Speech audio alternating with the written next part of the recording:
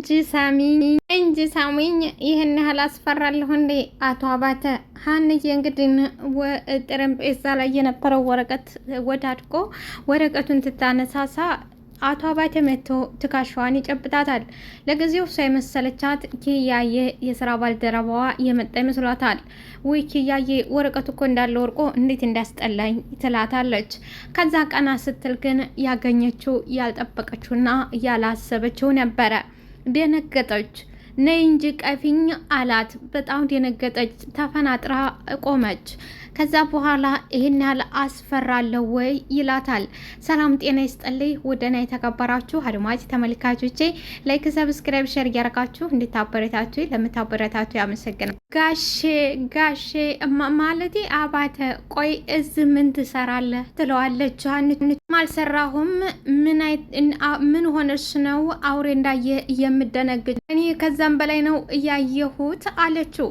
አቶ አባተም አሁን የዛ ጓጉተሽ ተምቀር ብስምኝ ምን አለበት? እንግዲህ አቶ አባተ ገንዘብ ያለው በሰማይ ላይ መንገድ አለው እንደሚባለው ብዙዎቹ ሀብታሞች በገንዘባቸው ስለሚመኩ ደግሞ ብዙዎች ችግረኞችም ስላሉ እንደዛ መስላዋለች። ሆኖም ግን አብዛኛው ችግር ቢያስገድደውና ያለ እኩያውና ያለ ቦታው ቢገኝ አብዛኛው ደግሞ ከእንደዚህ ያለ ረሃብን ወይንም ጦም የማደር ይመርጣል። ሀንቾዬም እንደዛ ነው ያደረገችው። አሁን ተምታጓጊኝ ነይ እቀፊኝ አላ ነይ ሳሚኝ፣ እንደዚህ ተምታጓጊኝ አሁን ነይ ሳሚኝ። ኧረ እዛው ሚስትዎት ሳምሁ ሚስተወት ዛው ተሳመው አለ። ጀመር ቢሮ ተሳስተዋል። የኪራ ቢሮ እዛ ነው አለችው። እሱ የመጣው ለስራ አይደለም ለሀንቾ ነው። አቦ ዝም ደግሞ ያለ እድሜሽ ወቅት አጠብቂያለሽ። አቦ ወቅት አዎ አጠብቃለሁ። እርሶ ሰውዬ ቆይ ለምንድን ነው የማይተውኝ እንዴ? ለስ አላሳዝኖትም ወይ ትላለች ሀንቾዬ።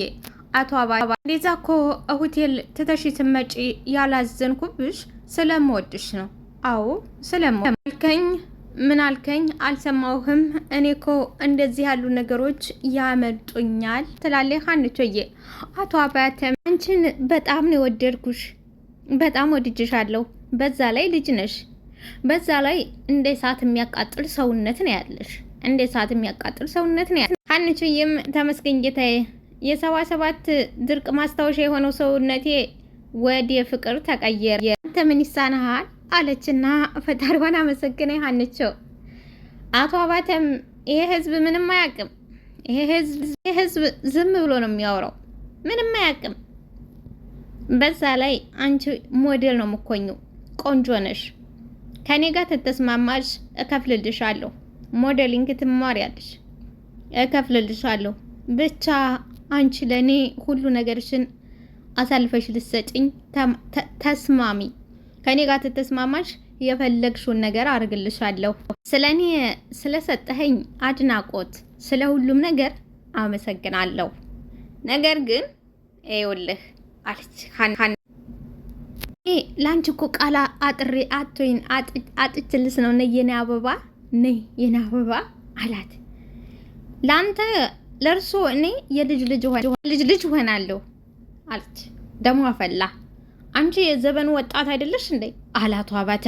የዘበኑ ወጣት እንግዲህ ማንነቱን ክብሩን አሳልፎ ይሽጣል ማለት ነው። በአቶ አባተ ንግግር ምን ተረዳችሁ? የዘበኑ ወጣት አይደለሽ ወይ? የድሮ ወጣት ምንድነው? የድሮ ወጣት በዛ አይነት የድሮ ወጣት በክብሩ አይደራደርም፣ ክብሩን አሳልፎ አይሰጥም ማለት ነው። አሁን ላይ ያለው ወጣት ግን ክብሩን ይሰጣል ማለት ነው። ምክንያቱም የዘበኑ ወጣት አይደለሽ ወይ አላት። የቁጥር ነው ደግሞ የዘበኑ ወንድ ምራቁን ዋጥት ያደርግ ነው ጥሩ። እርስዎ እኮ ዋጥ ብቻ ሳይሆን ስልቅጥም ጭምር ነው ያደረጉት። መዋጥ ብቻ ሳይሆን ሰልቅጠውታን ስልቅጥም ጭምር ነው ያደረጉት አለች። ወደዚህ አላት። ሀንቾዬ እንደምናውቃት ሳቂተኛና ተጫዋች ነች። ሆኖም ግን በክብሯ ጀግናና ጎበዝ፣ ክብሯን ለቁራሽ ሳንቲም ለምናምን አሳልፋ ያልሰጠ ማንነቷን ያስከበረች ጀግና ነች። ከዚህ በፊት እንደምናውቀው 10 መኪና አለኝ እያለ ሲበጠረቅባን ነበር። ሆኖም ግን ሀንቾዬ ወይ ፍንክች ክብሬ ከምንም በላይ ነው አለች። መሆን ያለበት ነይ ወደዚህ አላት። ወደዚህ መግደርደሩን ተይና እድልሽን ተጠቀሚበት። እኔ ወደዚህ መግደርደሩን ተይና እድልሽን ተጠቀሚበት አላት። ሀንቾዬ አንተ ሰው ቀቀይ ብያለሁ። አይ ካልክ ግን ይሄን ዲስኩብ አንስቼ ነው አናት ላይ ማፈርሰው። እሺ ብስማይ ጀግና ነው። እኔ ደግሞ ከልጅነቴ ጀምሮ እምታለፋኝን ሴት ወዳዳ ቀቀይ ብያለሁ። ከነሱ ፍህ ነው ማዋረድህ። እንዴ ምን ማለትሽ ነው? ተረጋጊ እንጂ ምን ማለትሽ ነው? ተረጋጊ እንጂ አላት። ሀንቾዬም አልረጋጋም። የጥርቅ ስራ ላሰራሽ አልከኝ መሰለህ እንዴ? የጥርቅ ስራ እኮ አይደለም ነይ ስር እያልከኝ ያለኸው የጥርቅ ስራ እያሰራህ መሰለህ እንዴ አለች እኮ። ልጆችህና ሚስትህን ትተህ ነው እዚህን የመተህ የማይሆን ነገር እናድርግ እያልከኝ ያለው። ቆይ ምን አይነት ሴት መስየህ ነው? እኔ ሀና ምን አይነት ሴት መስየህ ነው አለችው። እኔ ሀና ምን አይነት ሴት መስየህ ነው? እዛ ሚስትህና ልጆችን ቤት ውስጥ ጥለህ መተህ ከኔ ጋር እዚህ የምትጃጃለው ምን አይነት ነህ? ምን አይነት ሴት መስየህ ነው? ልቀቀይ፣ እኔ ፈለግኩሽ አላት። ልቀቀይ ብላ በጥፊ አንዴ ጋተችው። እኔ አባት አይደለሁም አላባት። እኔ አባት አይደለሁ። ምን ታመጣለህ አንተ ሽባ? አስባችሁታ? ረገረገረገረግ እኔ አባት አይደለሁም አለ። እኔ አባት አይደለሁም ነህ እና እዚህ ለመታሽ ጥፊ ዋጋ ትከፍላለሽ፣ ለጥፊ ዋጋ ትከፍላለሽ አላት። አንተ ሰውዬ እኔ ጮሃለሁ እሺ አለችው። አባተም ተሰሚያም ካንቺ በላይ የሚጦዝ መሳሪያ አለኝ በማለት ሽጉጡን ተወገቡ ነቀለና አቀባበለባት። አንቺ አንተ ሰውዬ ይሄ ነገር ካፉ የሚወጣው ጥሩ ነገር አይደለም፣ ተሳስተሃል እባክህ አለ ሀንቾዬ።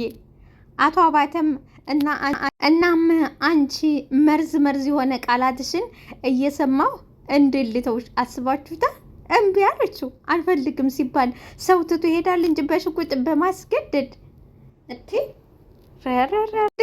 አልፈልግ ስለ አልሰማልከኝ ምን ላድርግ እንዴ? አልፈልግም ስለ አልሰማል ሆነ እምልሽን በሙሉ ታደርጋለሽ፣ አለበለዛ አንቺን ገድዬ ማታ ታስሬ ጠዋት ገንዘብ ያስፈታኛል። እምልሽን ታደርጊያታለሽ አለ። ኧረ አምላኬ ምን ውስጥ ነው የገባሁት አለ ሀንቾዬ። እኔ አባተ የተመኘሁትን ማጣት አልወድም። እሺ በቃ እሱን ቁጭ አድርገውና እናውራ። ሴቶች በፍቅር የሚይዛቸውን ሰው አትወዱም፣ እንደ አህያ የሚረግጣችሁ ነው እንጂ አላቷ። ትልቅ ሰው አይሁን ነው እንጂ ያልኩት ፍቅር የሚሰጠኝ ሰው እፈልጋለሁ፣ ግን ትልቅ ሰው አልፈልግም። ሽማግሌ አልፈልግም። ፍቅር የሚሰጠኝ ሰው እፈልጋለሁ፣ ግን ደግሞ ትልቅ ሰው አልፈልግም፣ ሽማግሌ አልፈልግም አለ ሀኑሽ። አሁን መርበትበቱን ተይ ምን ያህል አቅም እንዳለኝ አየሽ አይደል አለ። ሴት ልጅ ላይ ሽጉጥ ደቅኖ ሽጉጥ ይዞ አቅም እንዳለኝ አይደለ? ኃይሉንማ አልካርኩም፣ ግን ደግሞ የቤተሰብና የትዳር ነገር ነው ብዬ ነው አለ ሀኒቾ። በዛ ላይ እድሜም ሄዷል እንዴ አለች። አሁን አርፈሽ የምትቀመጭ ተሆነ ተቀመጭ አላት ሀኒቾዬም። እሺ ወንበር ላይ ነው ጠረጴዛው ላይ ወይንስ መሬት ላይ? እሺ የት ይሆን አለችው። አቶ መሬት ላይማ አይኔ እያየ አትቀመጭም። እሺ መሬት ላይማ አይኔ እያየ አትቀመጭም። ወንበሩን ወደ እኔ አንጭና እኔ ላይ ነው የምትቀመጨው አላት። እሱ ወንበሩ ላይ ይቀመጣል፣ እሷ ደግሞ እሱ ላይ። ቆይ ሲጀመር ወንበር እያለ ለምንድን ነው አንተ ላይ የምትቀመጠው? ቆይ ወንበር እያለ ለምንድን ነው ሲጀመር አንተ ላይ የምትቀመጠው አለች ሀንቾዬ። አቶ አባተ አንቺ ልጅ እማላረገው መስሎሻል? ዋ አላባተ። ሀንቾዬም በቃ እንደውም የትኛው ለሚያጓጓው ሰው ሞት እንደው አንዴ ነው፣ 2-3 አልሞትም። አንድ ሞትን በክብር ሞታታለሁ። እንደውም ግዳለኝ አለችው። ካንተ ጋር በአንተ ገንዘብ ለአንተ ማንነቴን ለማልወድና ለማላፈቅር ያለ እድሜ ካንተ ጋር ከምሆን ሞት አንዴ ነው፣ ግን እንደውም ግድልኝ አለች። ጀግና እግዚአብሔርን ቆረጠች። ግድልኝ አለች። ማላረገው መስሎሽ ነው አላት። ከዛ በኋላ ሀንቾዬ አንቺ ግፍታ ዝም በይ አለ። ጮኸች። ድረሱልኝ አለች። ከዛ ኪራና ክብሮም ሮጠው መጣ። መሆንሽ ነው ምንድን ነው አላት። በቃ ኪራ እኔ ይሄ ሰውዬ ሊገለኝ ነው፣ ከፈለገ ከስራ አባረኝ፣ አንተው ከስራ አባረኝ አለችው ለኪራ። አቶ አባተም አንቺ ምን እያልሽ ነው? ይኸውልህ ኪራ እሷን የዚህ እንድሰራ አትፈልግም። ክብሮም እና ምን ያስጨዋታል? እንደዛ ከሆነ ምን ያስጨዋታል? እሷ ከሆነች እንደዚህ ያለችው ምን ያስጨዋታል? አለ ክብሮም። አቶ አላቅም እሷን ጠይቃት አለ አቶ አባተ። ኪራም ሀና ቆይ መሆንሽ ነው አላት። ሀንቾ በዚህ ሁኔታ መቀጠል አልፈልግም እያለቀሰች፣ በዚህ ሁኔታ መቀጠል አልፈልግም፣ እኔ በቃ ሴትነቴ ላይ እንደዚህ ያለ ነገር መጠቀም አልፈልግም። እኔ ሴትነት እያወራችሁ እንደሆነ ማውቀው ጉዳይ የለኝም። እኔ እናንተ ቢሮ እናወራለን አለና ትቷቸው ሄዳ። ሀንቾዬም ኪራ እኔ ከፈለክ አንተ አባረኝ፣ እኔ እንደዚህ እንዳለ ሴት አይደለሁም፣ እንዳለ ሰው አይደለሁም። በቃ ኪራ አንተ አባረኝ፣ እኔ እንዳለ ነገር አልፈልግም አለችና እሺ በቃ በኋላ እናወራለን ብሎ ወደ አቶ አባተ ጋር አምላኬ ቆይ ለምንድን ነው እንደዚህ የሚፈትነኝ? ለእኔ የሚሰጠኝ ፈተናዎች አያልቁበትም ወይ በማለት ሀና ታዝናለች። ክብሮምም ተጠግቶ ያጽናናና አይዞሽ ተረጋጊ አይዞሽ አላት ክብሮም። ሀንቾዬም ታውቃለህ ሁሌም ነገሮች እኔ ላይ ይጠማሉ፣ ሁሌም እኔ ላይ ነገሮች ይጠነክራሉ፣ ይጠማሉ። እኔ እኮ ይሄ ሰውዬ ሌላ ቦታ ጥሩ ነገር የሚያደርግ ይሆናል፣ ግን እኔ ላይ ግን በቃ አለች። ክብሮምም አይዞሽ ያጋጥማል፣ አይዞሽ ዓለም ላይ እንደዚህ ናቸው፣ እንደዚህ ያሉ ሰዎች ይበዛሉ። ደግሞም እነሱ ወደው አይደለም፣ አንዳንድ ሴቶች እሺ ስለሚሏቸው ፍቅረኛ ስለሚሆኗቸው ሁሉም እንደዛው ይመስሏቸዋል። እናም የሚዳፈሩት ለዛ ነው፣ ሁሉም አንድ ስለሚመስላቸው ነው በማለት ክብሮም ያጽናናት። እንዴም ሁለቴ መጥቶ እኮ እኔ አልፈልግም አልኩት፣ አልፈልግም፣ እኔ እንደዚህ ያለው ሴት አይደለውም፣ እንደዚህ ታንተ ጋር አልፈልግም አልኩት። ግን እሱ በመቁረቢያው ሰዓት መጥቶ ከኔ ጋር ይጃጃላል። በመቁረቢያው ሰዓት መጥቶ ከኔ ጋር ይጃጃላል። እኔ እኮ አልፈልግም አልኩት። እሱ ግን በመቁረቢያው ሰዓት መጥቶ ከኔ ጋር እዚህ ይጃጃላል። በቃ ተረጋጊ አላክብረው። ግን ባልፈነክተው ኖሮ ይቆጨኝ ነበረ፣ ባልፈነክተው ኖሮ ይቆጨኝ ነበር። እንኳንም ፈነከስኩት አለች ሀኑሽዬ። ፈንክተሽው ነበር እንዴ አላት። አዎ ብዙ ባይሆንም በድንጋይ ትንሽ ጫር አድርጌዋለሁ። እና እንደዛ አድርገሽ ሆኖ አልፋታም ያለሽ አለት። እኔ ምን አውቃለሁ፣ እልክ ነው መሰለኝ፣ እልክ ጭምር ነው መሰለኝ። ይኸው አልፋታ ጥዬሽ ጠፋሁ አይደል? እኔ እኮ ቡና ላፈላልሽ እሳት እያቀጣጠልኩ ነበር። ውይ ተቸገርሽ። እኔ እኮ ቡና ጠጥቼ ነበር የመጣሁት። እንዴ እንግዳ በባዶ ቤት? አረ ጽናትና ሶሲ ታረቁ። የእውነት ታረቁ። ነገሩ ወድህ ነው። ጽናትና ሶሲ እንግድን አይንና ናጫ ከሆኑ ሰንበት በት ብለዋል። ያው እንደምንቃት ጽናት፣ በተለይ ጽናት በጣም ትቀናለች። ማንም ሰው በኪራ ዙሪያ፣ በተለይ ሴቶች በኪራ ዙሪያ ተሆኑ ከባድ ነው ለሷ። ራሷ ሳትጸዳና ራሷ ንጹህ ሳትሆን ኪራን ትወነጅለዋለች። ራሷ ችት እያደረገች ኪራን ግን በዙሪያው ማንም ሴት ቢሆን እንዲኖር አትፈልግም። እንደምናውቀው በቅርቡ እንኳን ታገኛት ተአንዲት እህቱ ተኪያዬም አለያይታቸዋለች። ሌላው ቀርቶ ተእህቱ ያለያየች ሌላ ባዳ፣ እንደዚሁም ደግሞ ከዚህ በፊቱ ግንኙነት ያላቸው አሁን በአሁኑ ሰዓት ጤና በሷ ዙሪያ ሰላም ትሆናለች ማለት ዘበት ነው። እናም ዛሬ እንግዲህ ሶሲን ስቃን ተበቅላታለች። ምን አደረገች ካላችሁኝ ሶሲን ላይ እንደዛ ለመጋደል ሲፈላለጉና እንደዛ ስትሆን የነበረችው ጽናት ዛሬ ቤቷን ከፍታ ታስገባታለች። እሷስ እሺ ሶሲ እንዴት አመነቻት? እንዴትስ በአንድ እንደዚህ ትኮን? እውነት ጽናት እንደዚህ ከሆነች ብላ እንዴት ልታምናት ቻለች? እኔ ከጽናት የሶሲን የገረመኝ በነገራችን ላይ ክፉ ሰዎች በድንገት ጻድቅ ተሆኑብን የሆነ የሚበቀሉን ነገር አስበው እንጂ በአንዴ ቂማቸውን ሊተውልን አይችሉም። ሳንርቃቸውም ሳንቀርባቸውም ራሳችንን ብቻ ሳይሆን እነሱንም ተማሳሳትና አጉል ነገር ውስጥ ተመግባት እንታደጋቸዋለን። እናም ጽናትዬ ቡና ላፈላልሽ ነው ስትላት፣ አረ ምን አስቸገረሽ? እኔ እኮ ቤት ጠጥቼ ነበር የመጣሁት አለች። ጽናት እንደተለመደው እንግዳ መጥቷልና ቡና ፍልታ ቁርስ ቆርሳ ልታስተናግዳት አልነበረም። እንደውም በተወደደ በርበሬ ልታጥናት ነበር ነገሩ። አቀጣጠለችው፣ አመጣችው ጠረጴዛው ላይ አደረገችው። እንዴ ጠረጴዛው ላይ ከምታደርጊው ለምን? አይ እንዲሞቅስ ነው በደንብ አለች። እንደምናውቀው በሀገራችን ላይ በርበሬ በጣም ተወዷል። ሆኖም ግን ለሶሲ ማጠኛ ተገኝቷል።